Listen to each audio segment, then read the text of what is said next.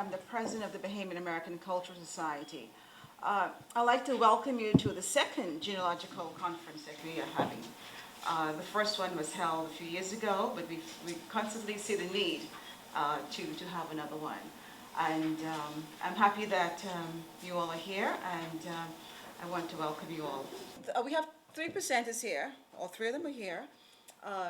We have first Gloria Ramsey, and she's the author of her wonderful book here, Slave Records of Edgefield County, South Carolina. Okay, anyone here from South Carolina other than the Ramseys? Okay, so we all are descendants from slaves, like, so going to find this book very interesting. And we also have copies of this available for sale. Okay, so we're going to start with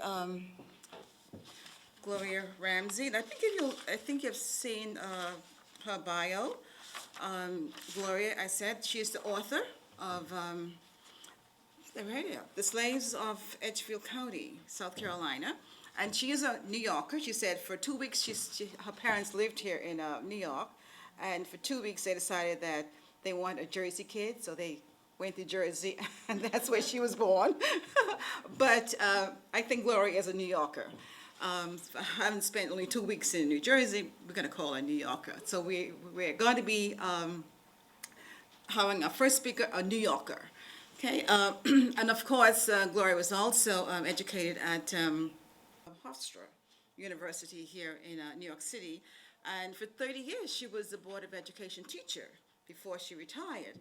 And she saw something interesting on the wall that where she was counted, and she didn't know that she was counted in statistics, that in 1955 she was designated a teacher. So that was interesting for Gloria to come. So she's going back with a whole wealth of information by reading the board there.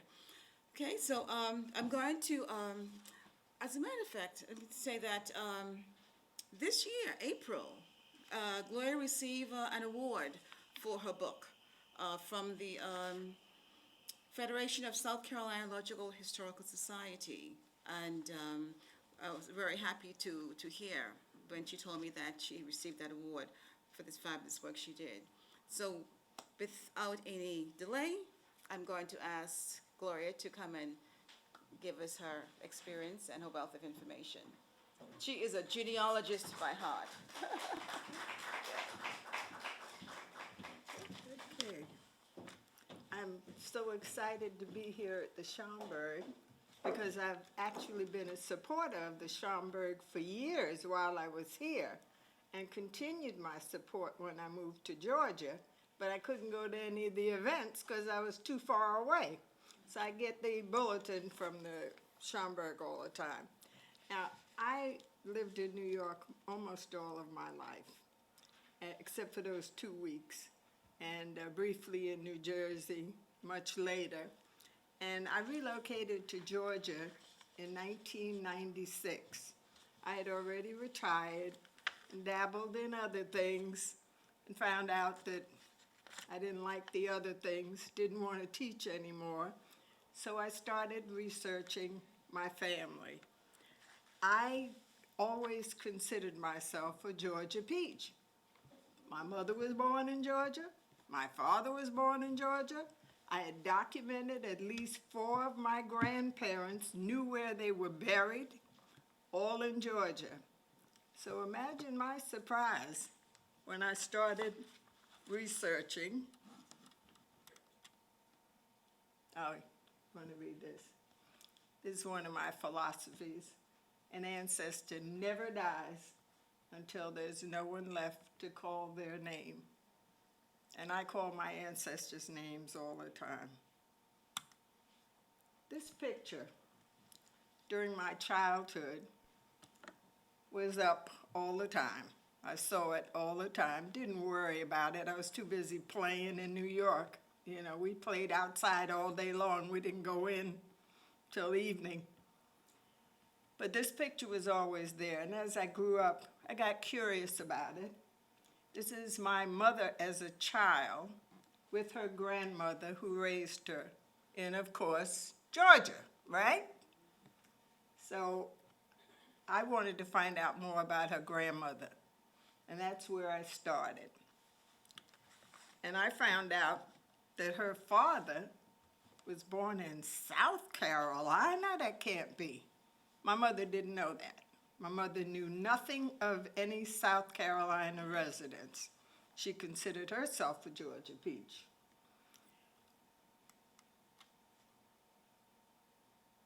Well, you know, getting beyond the 1870 census barrier is very difficult for most Afro-Americans because they were not included in the census unless they were free. There were many free people of color. And you don't assume that your ancestors were slaves necessarily. You can look for them earlier than 1870. You may find them. They may not have been slaves, but many of us descend from slaves. I'm one of them. Now, Edgefield, South Carolina is just across the river, the Savannah River. And during the time of slavery, they just kept adding more and more and more. They loved having them work for them for nothing. I mean, except for the clothes they put on the back and the little food that they got in the shelter. By 1860, there were triple the number of slaves than white people. Now, of course, there were a lot of people very uncomfortable with that situation, as you might imagine, because everywhere they looked, there were slaves. About 40%, I think that's a little exaggeration, I didn't write this part. About 40% of the household heads owned slaves, but you'll find many people in the census who owned no slaves at all. They were just poor farmers. The majority of those who did own slaves ambitiously sought, who didn't own them wanted to own them, but they couldn't afford it because slaves were probably the most expensive commodity they would have, more expensive than land.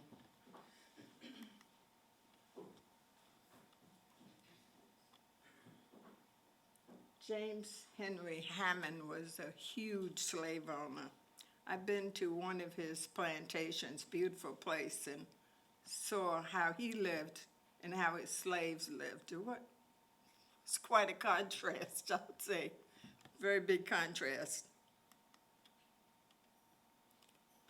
They had frequent sales of slaves. All right, this is one of the places. They don't name them. They'll just give the ages sometimes, that they're hardy, that they have these skills or that skills. They had ads in the paper all the time. Now, one of the things that I used in my research to look for the slaves were things like this. This is a copy of an inventory of a person's when they died, what they owned. Now, if you notice, these happen to be my ancestors, all right? I put them up there because I knew where this was. Big Jenkins was my fourth great-grandfather. Sylvie was his wife. I'm double lucky because they not only named them, but they named their relationship, which is very important to me. Big Jenkins was the husband of Sylvie. Down further, Charlotte and Sylvie, those were their grandchildren. All right, I only know that because I've done the research. Elsie was their daughter. She was my great-great-grandfather's mother. And that was one of her children. But you get a little hint here because Peter happened to be Elsie's husband's name. And she named one of her children after her husband. Now, you may not see anything that says Elsie and Peter, husband and wife. You may not see that, but you can imply it because you see that the mother is naming one of her children after him. Here's an instance, Jenkins and Big Jenkins. It's a boy, so you can imply that he's related to that first Jenkins up there. Now it gives prices, what their value was when they were born, when this was taken. This is 1826. A boy was about $150. By 1864, or can you imagine, they cost thousands. Couple of thousand, 3,000 by 1864, before the Civil War ended.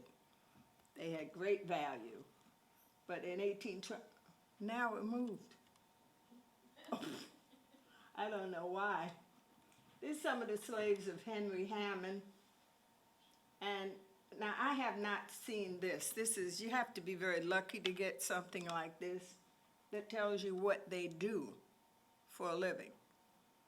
This is Leroy Hammond's slaves, and it names what they do: boat hand, washerwoman, shoemaker.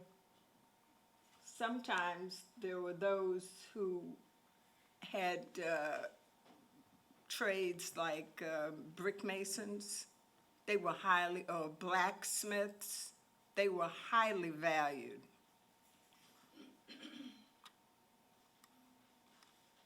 What are the dollar amounts? I'm sorry? The dollar amounts on the side. Let me go back. It cost? Say it again. See the dollar amounts on the side, what does that refer to? Where do you, say it again? How much the money? There's a list of, That's how much their value was in 1790. okay. You know, as you go back in the early years, as the years progressed, their value increased and increased. And just before the end of the war, very expensive.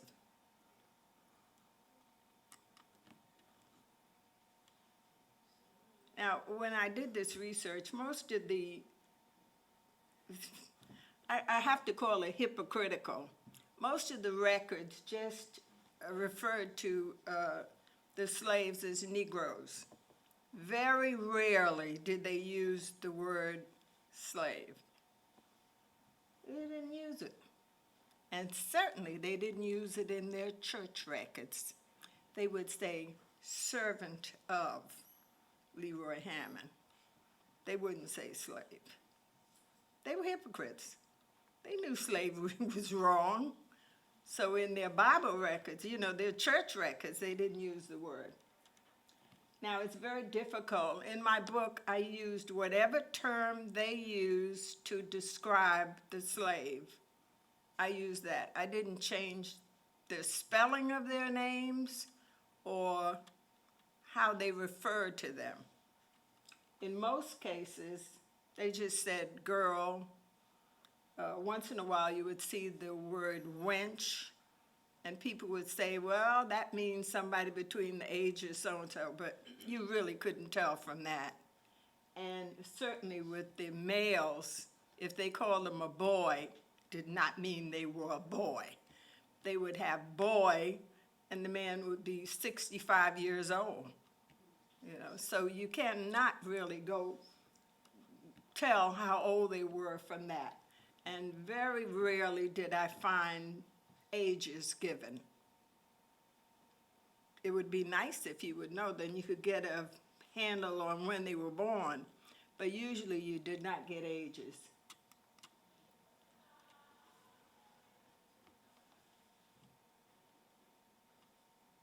Prime male hand was very, very important because they did the hard work. Prime women were good breeders, and they bred them. they would breed them with another hardy male, and they get more slaves, more value. Other factors that contribute to their sale price was if they were young and a skill. The very old, the sick, or the debilitated, some of them they call superannuated. I had an ancestor, I can't tell you, maybe my fourth great grandmother, and she was 95. And you know, sometimes you get a little pissed off when you read some of the remarks, right? And this one said, cannot work. Well, I said, you right, she can't work at 95. Yeah, but yes. But that's what they wrote next to her name in the census, cannot work. I said, okay. What greater thing is there for humans than to feel that they're connected for life, to be with others in silent, unspeakable memories that pass through the ages? Just as an aside, I found my great-grandmother's father, Hampton Roney, and I have a little luck when it comes to research. I mean, I dig. I look at everything. But I got lucky, and I actually got a proof of when he was born recorded in the slave owner's records, his actual birthday. And it was April the 5th, 1830. And that year, I celebrated his birthday, Hampton Roney. And I'll never forget his name because he was born a slave in 1830. And in 1865, when the war ended, he hightailed it out of Edgefield as fast as his feet could carry him and went to Georgia. That's why my people came from Georgia. And he registered to vote.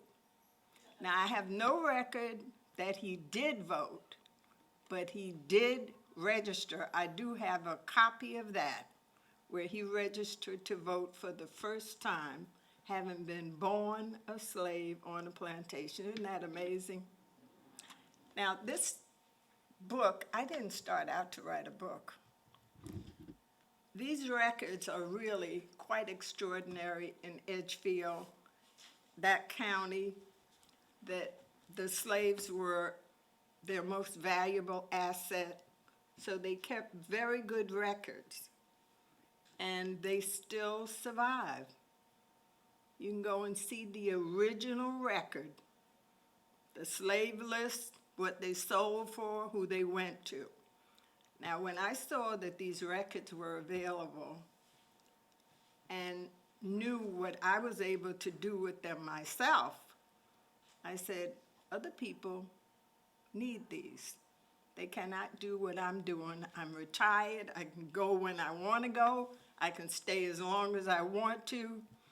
And so I started what I thought was going to be 6 months, a year, 6 years it took to finish it. But it is available, and it's really quite remarkable to see all of these slave names. And sometimes you can see them start out as a boy and as a man later on with different families. To me, it was a labor of love. I'd like you to have a look at it when you get a chance. And if you're interested, anybody here has some Edgefield ancestors, it'd be a good thing to buy. All right? Do you have any questions? Ooh, questions. Okay. Actually, the generations that went before us continue to affect who we are today. I think that Hampton, as my ancestor, inspired me to do this for other people so they don't have to go run into the courthouse. They can look in the book and find them. The way to our past may have a lot of difficulty, but we should never give up. Knowing where we came from strengthens us and gives us the courage and dignity necessary to advance our lives. Good luck to you in your search.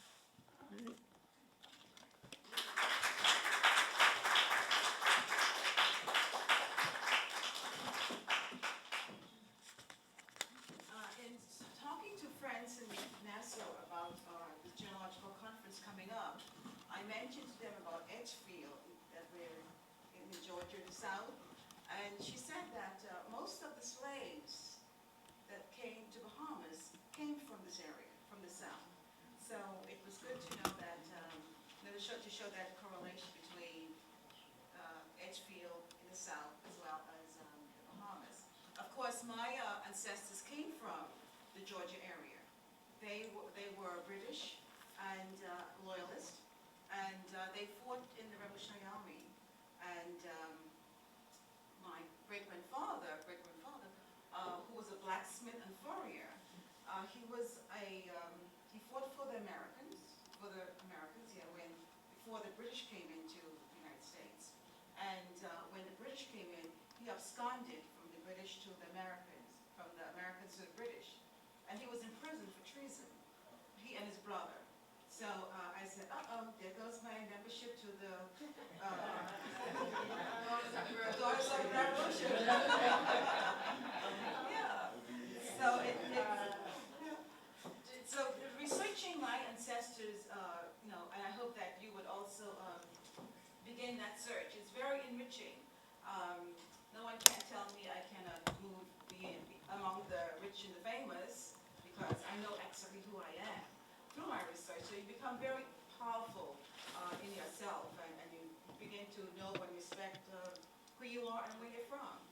You're from good soul, good stuff. So, I hope that you would take on that challenge. And let's give Gloria another round of applause. The next person that we're going to present is Grace Turner. Grace and I go way back. She has moved to Virginia to pursue a doctorate degree in anthropology. And she's now a adjunct professor at William and Mary. And Grace has had quite a tremendous experience working in the Bahamas through all the various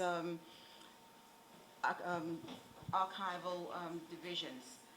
And I'm sure that folks are waiting for Grace to come back so that she can share the wealth of information that she brought with her to Virginia, and the information that she's going to be taking back.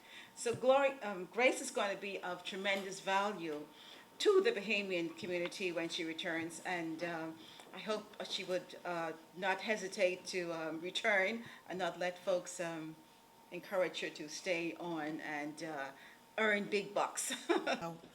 Gloria's presentation was quite specific because she was researching her family. Mine is going to be more general, and because it's more general, I figured I would weave in the history of the Bahamas to explain why some of these connections are what they are being. Now, let me hook up my mouse so that I can get, Gloria and I were chatting this morning while we were waiting around. My father's family, the Turners in the Bahamas, are generally from Cat Island, and this is a beach area just outside of Arthurstown in Cat Island. So yeah, it was gorgeous. I couldn't resist. Screensaver, let me bring up.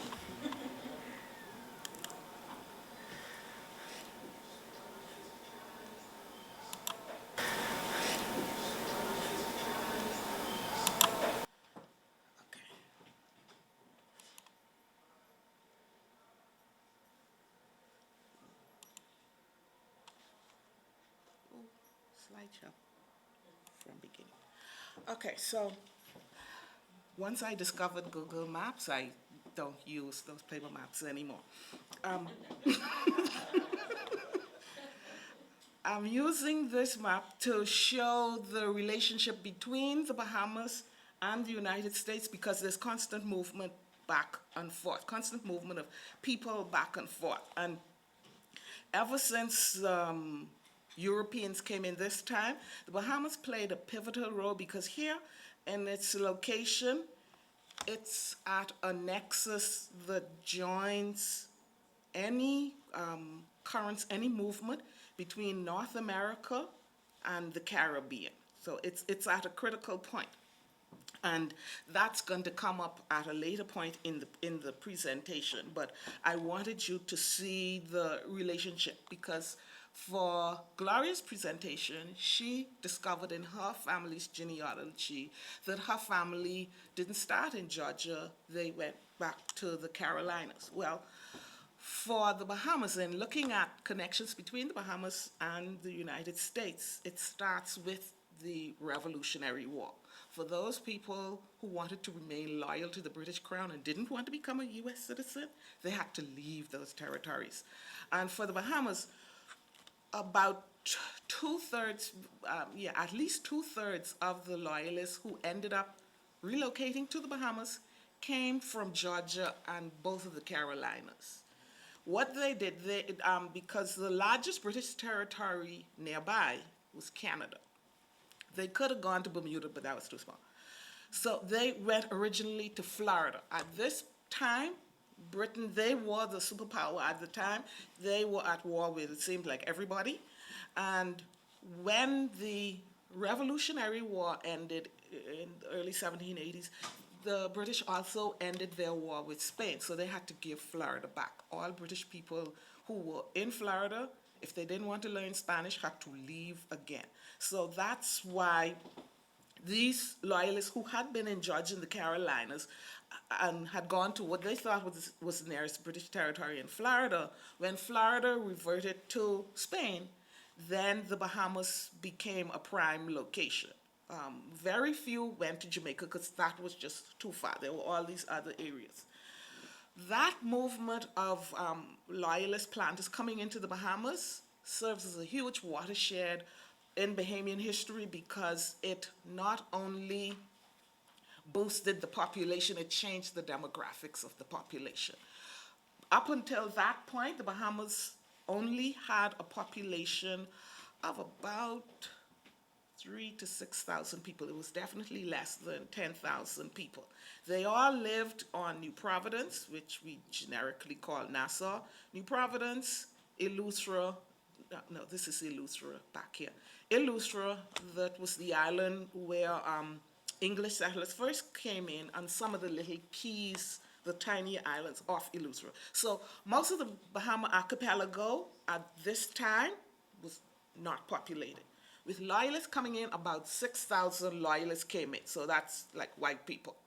Because these were wealthy, large landowners in a slaveholding society, it meant they brought in more than 10,000 blacks with them. Not all of those blacks were slaves. Some of those blacks, as Beryl mentioned, her ancestor got to British lines. That's how the British were undermining the Americans. The word went out, and you just had to have the word go out that any enslaved person who made it behind British lines were to be free. That was how they would take away the labor force. Some of those were tricked and resold into slavery in Florida. Yeah, I'm missing something.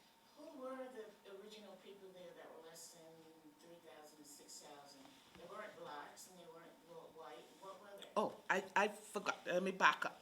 The couple thousand people who were already in the Bahamas, up to that point, were half black, about half of that population were black, either slave or free. The other half were white. But the Bahamas is one of only about 5 or 6 British Caribbean territories that was never heavily dependent on plantation agriculture. They lived from the sea, more or less. And so for the population there were whites there. They were not large landowners. There were plantations, but they weren't the focus of the economy. They lived off fishing, turtling, wrecking, gathering hardwoods, collecting salt. For loyalists coming in who were large landowners, who were professionals like lawyers, they thought these were some good for nothing, no good bombs, who had a good line on why they just sailed around all day in boats. So the loyalists called these local whites, they called them conks. It has a slightly negative connotation. White Bahamians today are still called that. Don't listen to them when they say that's a light-skinned black. That's white people. Yeah, there's a question back. Yeah, the indigenous people for the Bahamas were Lucayan Taínos. These were the people who met Columbus. Within 30 years after 1492, by 1520, there were no more Lucayans living in the Bahamas. Why? Because the Bahamas are just off the coast of the two largest islands in the Caribbean. When the Spanish came in the 1490s, the Taino lived in the Caribbean from the Virgin Islands further west, from the Windward and Leeward Islands that are these islands going south. The Caribs lived there. The Caribs are an Arawakan-speaking people. It's a historical mistake to say that the Caribs and the Arawaks were fighting against each other. The Caribs were aggressive, but they interacted and traded. But the most highly organized groups of the Taino in the Caribbean were focused on what the island they called Haiti and Cuba. Those are their original Taino names. Because of that, because they had such highly organized, centralized populations, because they had gold, the Spanish focused on those islands. And an area like the Bahamas, the Lucayos Islands, they only went back there to get people. And all of the debate and the discussions about which island is the original San Salvador, that came up when the English people came in, because English people got their information like fifth or 10th hand.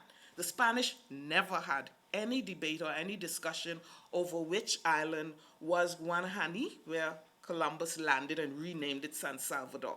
That came up when the English people came in, because the English quiet titled the Bahamas. In British law, quiet titling means you legally stake a claim to someone's land, and when they come back, your name has been imposed on it. The British did that to claim the Bahamas. Because the Lucayans had been taken away, they were excellent divers, and there was a pearl fisheries in the some tiny little islands off the Venezuelan coast. Within a couple of years, as Gloria had mentioned, with African slaves, for Lucayans, when they were originally being captured as slaves, originally their price was a couple pieces of gold. When it was realized how valuable they were as pearl divers, their price went up to several hundred pieces of gold. And they were free diving, but they were constantly diving over and over. And so a Lucayan diver wouldn't survive very long, because it's because the encounter with these native peoples, they weren't used to this constant go, work schedule. Lucayans were always trying to run away. They didn't have the same kinds of immunities as people from the other part of the world, and that includes Europe, Africa, and Asia. The immunities to their diseases the populations in this part of the world, their bodies hadn't had a time to build up the same kinds of resistance, and so measles could knock them out. Mumps, those kinds of simple diseases in the old world was deadly in the new world. And so for these kinds of things, the Lucayans are documented as the earliest casualty in that encounter. So, and the Spanish, they are controlling the largest islands. By 1519, they encountered the Aztec Empire in Central America, they ran into the three largest empires in this part of the world. The Aztec capital was bigger than any capital in Europe at the time. So they're not looking at any place like the Bahamas to settle. The Bahamas was depopulated for more than 100 years before English people started coming in the 1640s. The earliest English settlement came into the Bahamas. They came from Bermuda in the 1640s. And they came into Eleuthera. They got in a shipwreck just off the coast, and it's documented. They did settle there. And in the Bahamas, it has become pretty much a private cultural joke in the Bahamas to make jokes about white Bahamians, the Conky Joes, how closely they intermarry. Well, the archaeology of the cave site, the Preacher's Cave, where this group first landed, found some burials. One of those burials was a child. The child looked from the size to be about a year old, but the developmental stage of the bones and the teeth indicated that this child was at least a year or two older. But DNA analysis showed that this child had a genetic defect that restricts growth. It causes a kind of dwarfism. Dwarfism is still prevalent, especially in the Spanish Wells community, the descendant community from that. The reason why you're not supposed to marry a close relative, if you have a genetic defect like that, you hold it within your gene pool and it becomes more pronounced than if you constantly get fresh blood to dilute it. And so that archaeology provided evidence that this original group coming in had that genetic defect, and because of the racial aspects of the society, and they remained such a tight, close group, even after the Loyalists came, because I'm going to go into more details about that, a defect like that became more prominent in the society. So the 300 years later, it's still noticeable in that population. But tracking forward to the Loyalists coming in, even though they're white, they were from a very different background. They're considering themselves British because they're being loyal to the British Crown. So they're loyalists, but they were looking down. They were being very elitist and snobbish to the local whites. That has caused some problems and issues that, unless you think of it that way, you still don't realize it today. Being loyalists, in terms of religion, they would either be Anglican, or Episcopalian as Americans say, Anglican or Presbyterian. Most of them were Anglican. Because of all of the conflict with the local whites, they are any white Bahamian you find today who is an Anglican, I could guarantee you, they were not, either their ancestry isn't loyalist or they ain't as white as they're trying to see. It goes like, because with the Loyalists, coming in with the Loyalists were a number of free blacks. And with those free blacks in the late 1700s, some of the other things that were going on was the Great Awakening. It was a spiritual movement. That spiritual movement saw the growth of the Baptist Church. The Baptist Church would be the equivalent of like the charismatics, the ones who are like the fundamentalists today. The Baptist Church was like that today. They attracted a lot of blacks, whether they were slave or free, because the Baptists didn't follow the usual tradition of being very quiet and going through a song mass. The Baptists, they would shout, they would holler, they would dance around. That was very attractive to people with an African cultural heritage. But the Methodists was a breakaway group from the Anglican Church. The Methodists coming into the Bahamas, the first missionary coming in was a mixed race black, a free colored. There was some white converts. Those white converts were predominantly the local whites, the Loyalists. The friction showed up particularly in their religious community, because that's your social community, apart from your family, you're going to relate to. So even today, on Eleuthera, Loyalists didn't go to Eleuthera. They were so not welcome there. The heart of the Methodist Church, even today, in the Bahamas, is in Eleuthera. Loyalists moved out to other islands. The demographics of the population changed from the 1780s up to now. Today, the demographics of the Bahamian population is between 80 and 90% predominantly of African descent. The other 10%, they like to say, they predominantly European descent. It's in anywhere in the Caribbean, the treatment of racial identity is very different than in the United States that had the one-drop rule.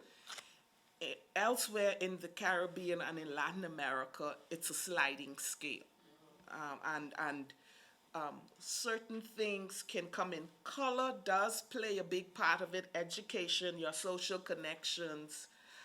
Tex and I were talking, I mentioned to Tex that in a white cemetery in Nassau, the cemetery dates from the 1700s, there is a man that could only have been a free African. His name was Monday Ranger. His place of birth was Lagos, Nigeria, but he is buried in the white cemetery and not the black cemetery.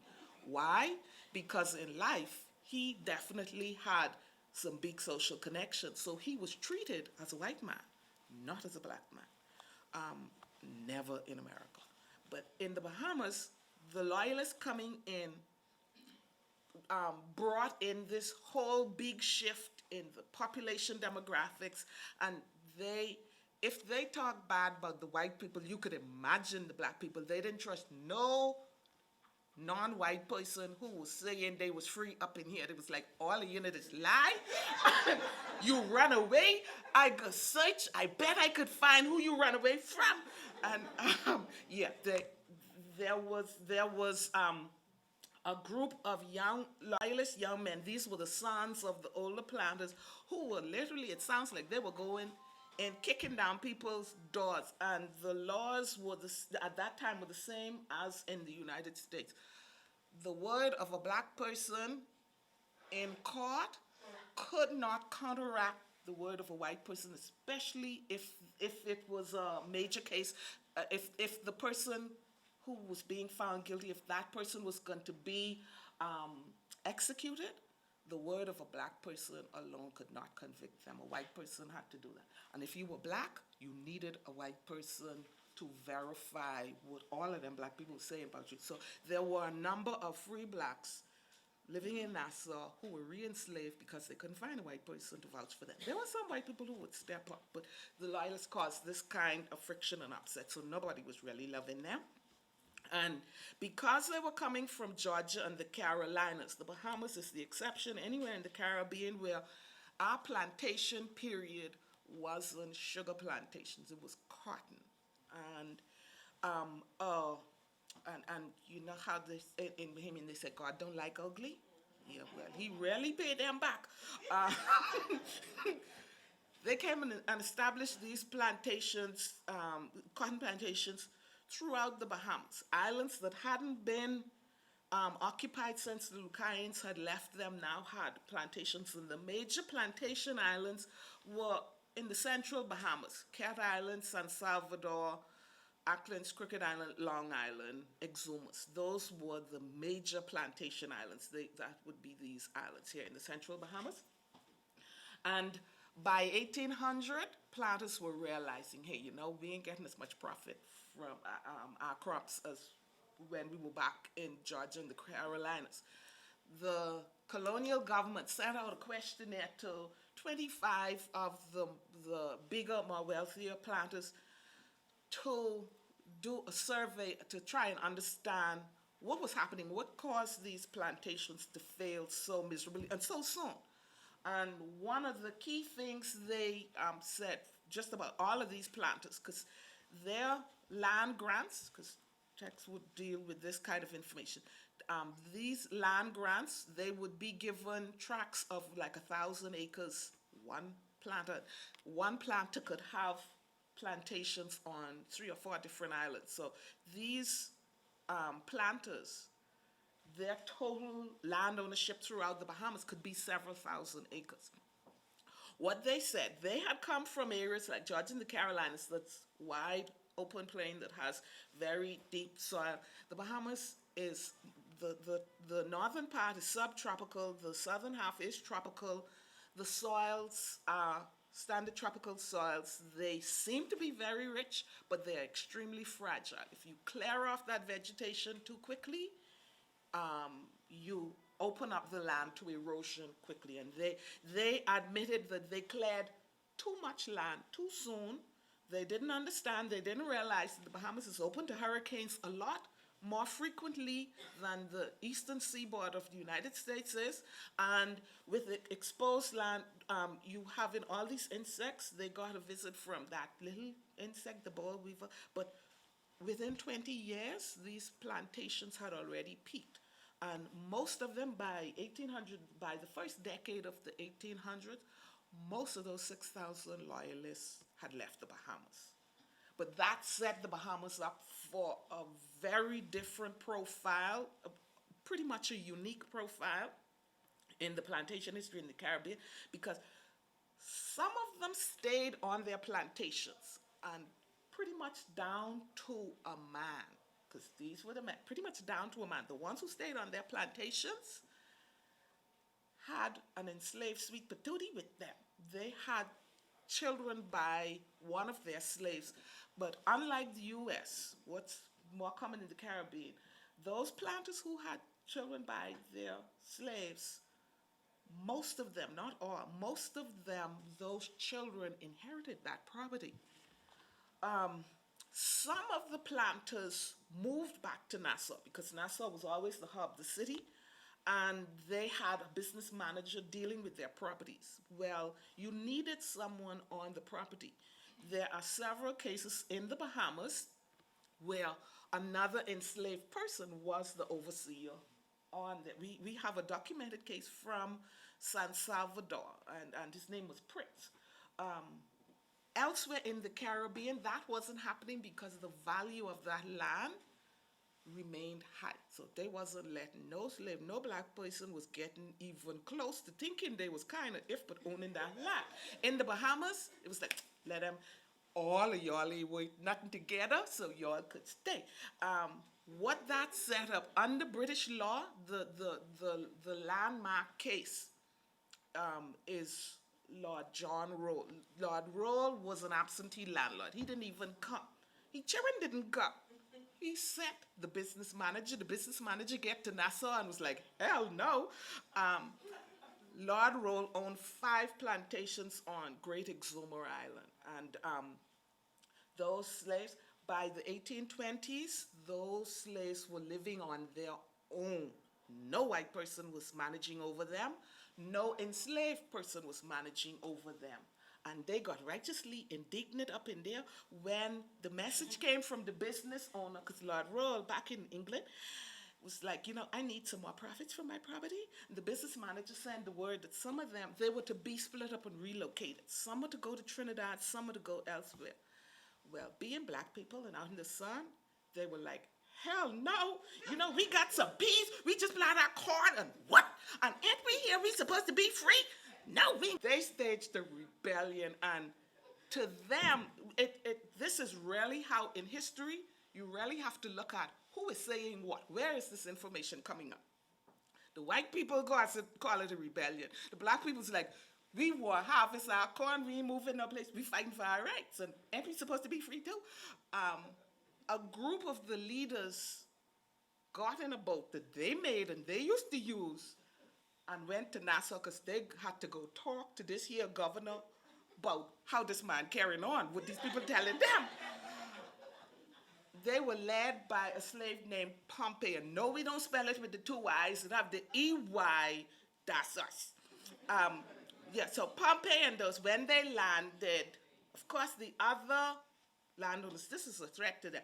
They arrested on them, put them in the jail, and say they thieved the boat. And they was like, huh?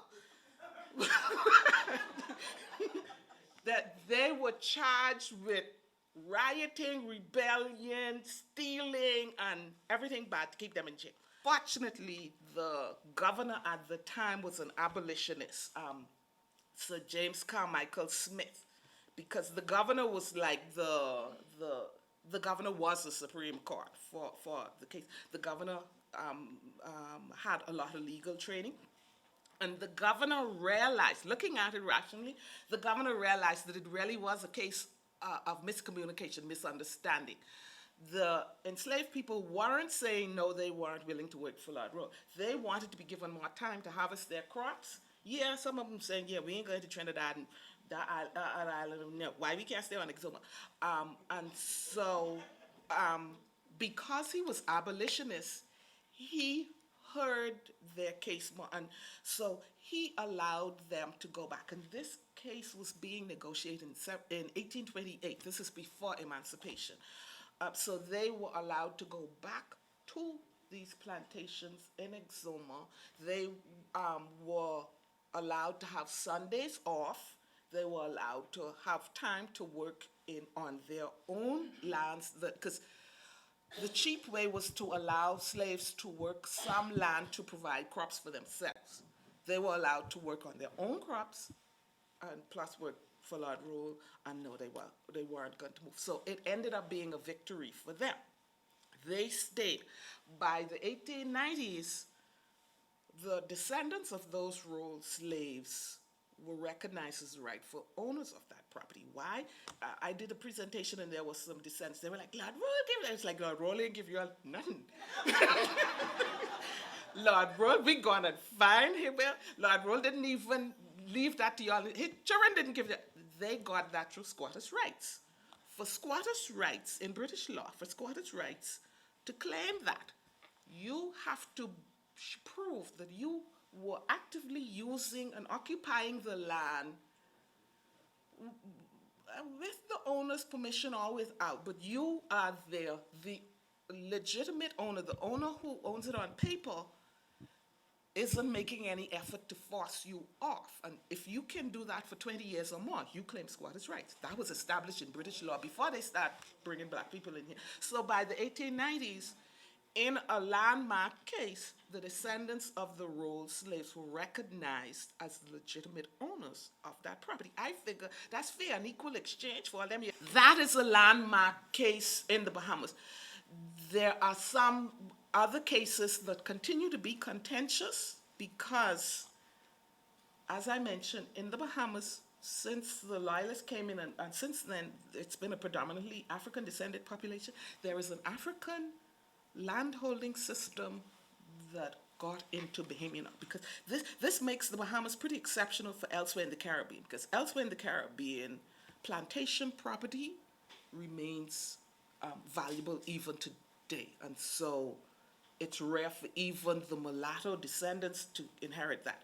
But in the Bahamas, the property value crashed. Black people were controlling land, and even when they had the title papers, in the Bahamas it's called generation property. And on generation property, whether it's from your mother's side or your father's side, as long as you can prove that you are directly descended from the people who are the original claimants of this land, you have access to the land. That is not in English law. And so because of that, that whole contentious issue about generation property comes out of the historical background of the Loyalist plantations failing, the white landowners leaving and not bothering to send their children would be like, and so you find that the descendants of those slaves stayed on that land and was using it when the owners didn't.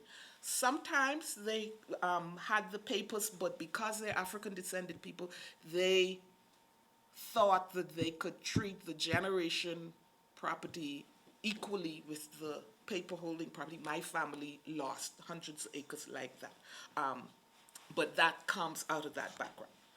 Okay, so the period of the Loyalists is where you get this first jump. So now we fast forward. The British, back in England, I mentioned with the Baptists coming up, and the Baptists were very active. And in religion, the moral issue about slavery comes up, and the Baptists were leading the charge on that. So from the 1790s, in England, there is a movement to end slavery. They finally backed it up to end just the slave trade. The British ended that slave trade in 1807, but that still didn't mean, just because you say something doesn't mean people are going to stop. So 1811, the Bahamas got the first group of liberated Africans. African captives who had been captured in Africa, put on a ship intended to be sold in a slave market, but the Royal Navy, because by the early 1800s, the Royal Navy was the most powerful navy. This was the superpower. And the Royal Navy, they had